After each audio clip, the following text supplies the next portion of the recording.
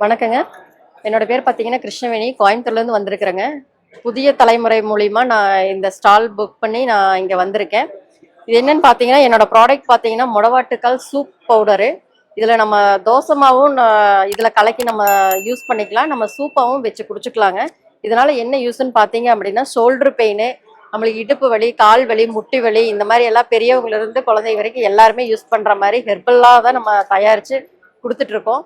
இதனால நம்ம என்ன யூஸ் அப்படின்னு பார்த்தீங்கன்னா, நம்ம பெண்களுக்கு ஒரு வருமானத்துக்கு உண்டான ஒரு வாய்ப்பாவும் இது இருக்குது. வீட்ல இருந்து நம்ம ஒரு தொழில் பண்ணலாம் அப்படின்னு நினைக்கும்போது, ஒரு ஆரோக்கியமாவும் பண்ணணும் அப்படின்னு நினைக்கும்போது, இந்த மாரி எல்லாம் ஒரு வீட்ல இருந்து நம்ம செய்யக்கூடிய ஒரு பொருள் நம்ம செஞ்சு நம்ம இன்னொருத்தருக்கு நம்மளுக்கு குடுக்கும்போது, அதுக்குண்டான ஒரு வருமான வாய்ப்பும் நம்ம ஏற்படுத்திக்கலாம். உடல் ஆரோக்கியத்தையும் நம்ம இது பண்ணிக்கலாங்க.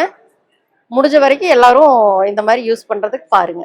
மாசத்துக்கு ஒரு வருமானம் நம்ம எடுக்கணும் அப்படின்னு பார்த்தா, வீட்ல இருந்துட்டு மினிமம் கொஞ்ச நேரம் நம்ம வேலை செஞ்சு நம்ம எடுக்கிறது மூலியமா பார்த்தீங்கன்னா, ரூ. 10 ஒரு 15,000 வரைக்கும் மினிமம் ஒரு ஹாஃப் டே ஒர்க் பண்ணி நம்ம எடுக்கக்கூடிய ஒரு வருமானத்த நம்ம இதுல எடுக்கலாங்க. 40 வயசு, 30 வயசுக்கு மேல அப்படிங்கும்போதே பார்த்தீங்க அப்படின்னா, எல்லாருக்கும் பெண்கள்ல இருந்து பெரியவங்க வரைக்கும் எல்லாருமே அந்த ஏஜ் இதுவும் பார்க்கும்போது கை, கால் வலி, இடுப்பு வலி அந்த மாரி இந்த லேப்டாப் யூஸ் பண்ணக்கூடிய இது மொபைல் உட்காந்துட்டே யூஸ் பண்ணும்போது இது எல்லாமே பேக் பெயின் அந்த மாதிரி அதிகமா சொல்லிட்டு இருக்காங்க.